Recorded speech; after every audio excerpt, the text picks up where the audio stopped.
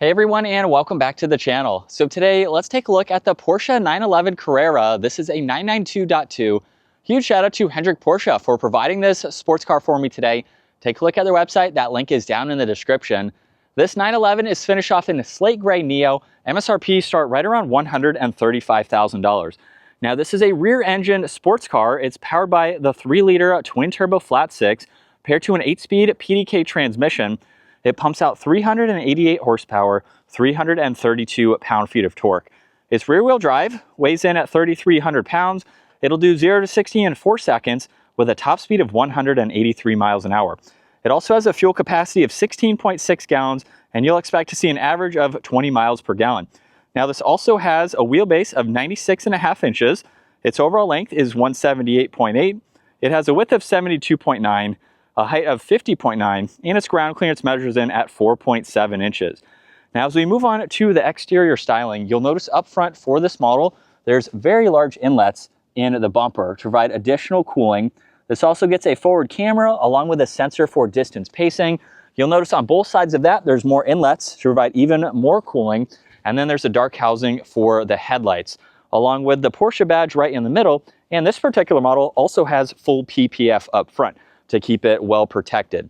Now, since this is a rear engine sports car, this has storage up front. So you can use the control on the key fob or the one in the driver footwell, and you have a good bit of space up front. You can place bags, groceries, whatever items you may have. This makes it a lot more practical in order to have some more items with you. There's also parking sensors up front too, which is extremely helpful. Now, this model also has a staggered setup for the wheels. They're 20 by 8.5 up front and 21 by 11.5 in the rear. Finished off in gray, which matches the exterior paint nicely along with those calipers. You'll notice the fuel cap release is on this passenger side. There's also a camera on the body colored mirrors there, which are power folding. And then this particular model does not have a sunroof, so it's just a traditional coupe. You'll notice the flush design for the door handles. They do pop out when you are ready to use them, of course. And then in back, very steeply raked rear glass leading to a third brake light. There's also LEDs for all of the lighting, backup camera, parking sensors, and the dual exhaust. Hopefully you can notice too just how wide the rear fender arches are. You can see both of them clearly from the rear view mirrors when you're driving. So it definitely has a nice rear design to it. And then as you saw, you really don't see much of the engine. You just have a few components that you can gain access to. Now, as we work our way to the interior, simply just put your hand up underneath. The door handle will pop out. And this model has leather for the door panel. You'll notice too, memory seating adjustments. There's lock and unlock, along with Bose for the audio and some storage down below. There's also the interior releases for the front storage, the rear hatch there, and then 911 Carrera. Now, this also has automatic seats, which are finished in leather. You'll notice the red seat belts too. And there's one leather strap on the back of the seat here that you can pull on in order to push that seat forwards. From there, you would have to move the entire seat for the lower section because this does have back seats. Now, at 5'10", I really wouldn't want to ride in the back.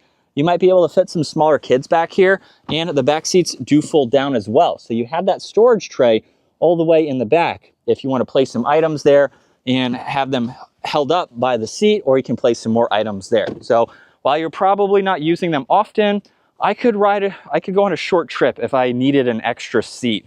Or if you have some smaller kids and you want a sports car, you can utilize them too. Now, this has a leather steering wheel. There's paddle shifters on both sides.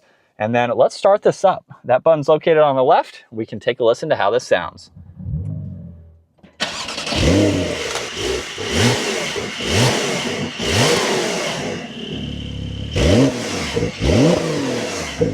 And coming back to the full digital gauge cluster, you'll notice for this current layout, we have a lot of information. Now, you can go through a lot more using the two controls on the right side, where there's also a back button and a phone adjustment. So if I start scrolling up and down, we're currently on that far right screen. So you can go through all of this information. Now, if I push on the arrow, we can go to the left, and you can go up and down to view that information. If I push on it one more time, you'll notice the center was highlighted. And now if we scroll up and down, you have all of these preset gauge cluster settings, just depending on what you would like to see. So very nice to see those adjustments and what you can go through, just depending on what you need to have shown. Now there's also the sport mode dial. So you can go through the different modes there, and then if you push on the red button, you have a countdown from 20 seconds. That is the sport response, and you can use that as needed. There's the favorites, volume and tuning, Bluetooth, your cruise control. There's headlights along with the rear fog lights, one air vent, leather for the dash with the clock up front, and then with the infotainment system, it's very easy to go through all of these icons. You can get into vehicle here where you have a lot of different settings that you can get into depending on how you want the vehicle to function. And then you have some daily driving information, including your ambient lighting and your seat adjustments.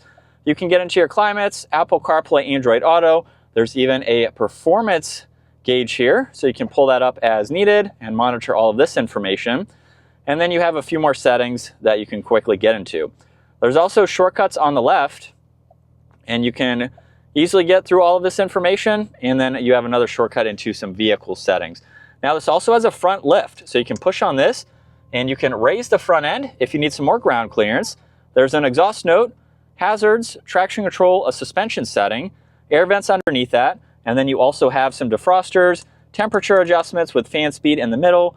There's volume and tuning, and then you can use this control to further go through the information, so you don't have to use it as a touch screen.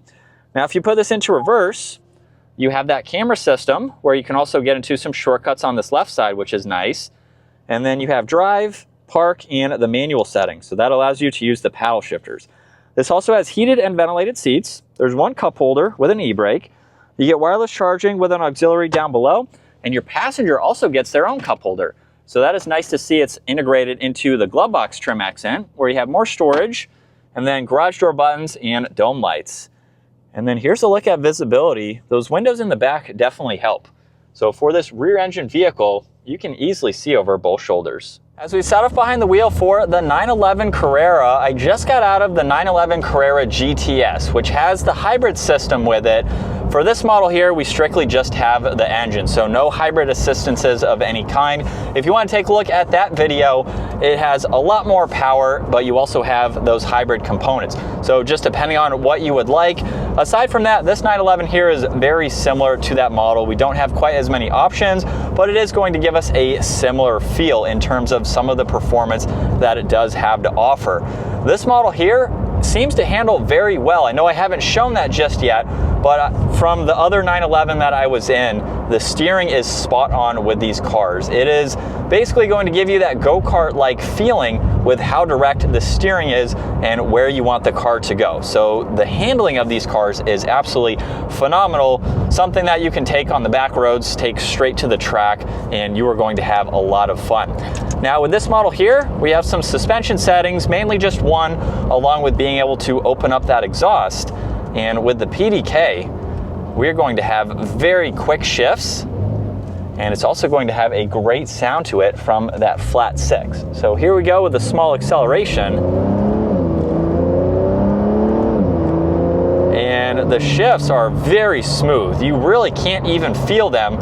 They're very quick, and it just gives you a luxury vibe up to speed. So of course, I'm not doing its full potential where you may feel the shifts a little bit more in those higher RPM ranges, but for that acceleration, they're definitely smooth, and even on the downshifts as well. So there's active rev matching in the background for that, of course. And that has a good sound to it. Now with the Porsches in general, this is going to be a luxury sports car. So at the end of the day, this is something that's going to be super comfortable to drive from point A to point B. You have some practicality aspects to it, so you can place in some other items and make this a daily driver. The seating position is really nice, and at 5'10", I have about 2.5 inches or so of headroom, so enough to put a helmet on if you needed to, but you can also be a little bit taller than me as well and fit comfortably in this. You can opt for a 6-speed manual from what I've seen as well, where that 0 to 60 time is still going to be under 4.5 seconds. So even comparing this to the GTS I was in, these are some good performance numbers for a sports car. To be in the 4-second range, it's a quick car. And with the front end lift, that is definitely a great option to have. So that means that you can go more places and you don't have to worry about that front end. So that is also extremely helpful to make this a daily driver. So it doesn't matter necessarily where you are going.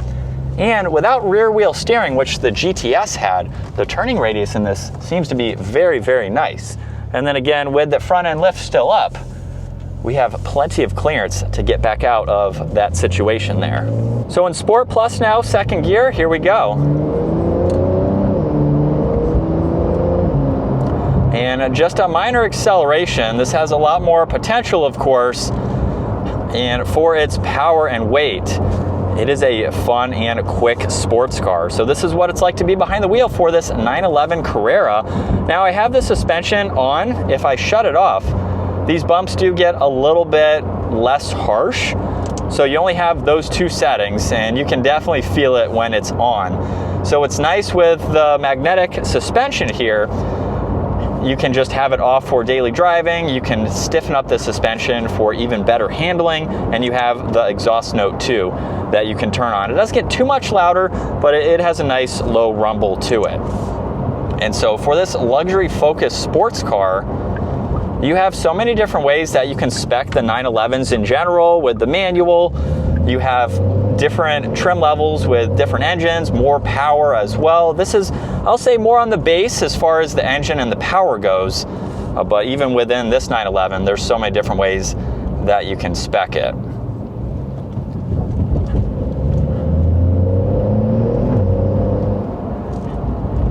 And it is going to be a nice place to be. So if you want a luxury vehicle, you want some power and performance, the 911 is a great place to start. Before I started driving these and experiencing them, I really didn't think too much of them. But after driving several, even with the manual, you can get so much drama and character from these cars. Even with that, there's not too much drama with the shifts, but you really get on it, and this is going to be an extremely fun sports car to drive. But that is going to wrap it up for this 911 Carrera. Once again, huge shout out to Hendrick Porsche for providing this for me today. Take a look at their website, give this video a thumbs up if you enjoyed it, and consider smashing that subscribe button so you can stay up to date with our daily uploads, and I will see you all in the next video.